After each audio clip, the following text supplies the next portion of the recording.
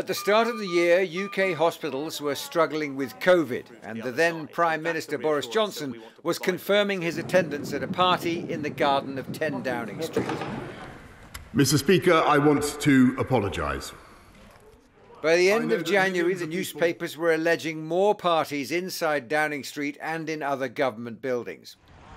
Boris Johnson was also exploring a new role as cheerleader for Ukraine ahead of a Russian invasion few realised was about to take place.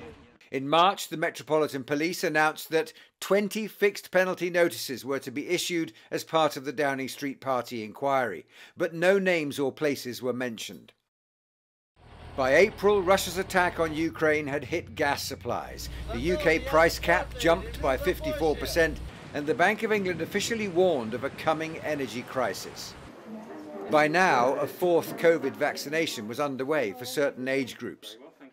In May, the first groups of Conservative MPs formally started calling for the resignation of the Prime Minister. At the beginning of June, to the backdrop of the celebrations for the Queen's Platinum Jubilee, a vote of confidence was held in Boris Johnson's leadership of the party. He survived, but 40% voted against him. Also in June, the Bank of England announces the fifth consecutive rise in interest rates as inflation starts to bite.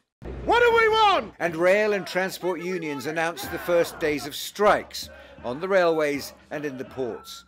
A month later, the Prime Minister's hit by mass resignations within his cabinet, including, most damaging of all, that of Rishi Sunak, his Chancellor. And on the 7th of July, Boris Johnson announces his resignation.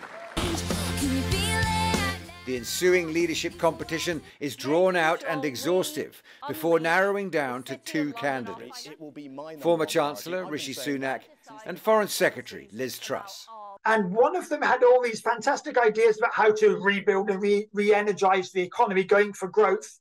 And the other one saying, those ideas are bonkers, we need to do something like that, but let's do it a lot more slowly and a lot more carefully. And people didn't like the no, you can't do that approach. So they voted for Liz Truss, and she won overwhelmingly. And then, against the backdrop of a mass state funeral for Queen Elizabeth II, who dies 2 days after the change at Downing Street, Prime Minister Truss and her new Chancellor, Kwasi Kwarteng, launched the now infamous mini-budget. But I'm not going to cut the additional rate of tax today, Mr. Speaker. I'm going to abolish it altogether. And international markets take fright.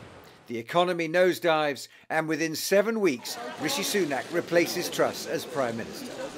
The UK goes into the new year against a backdrop of inflation, strikes, tax hikes, and cuts in public spending.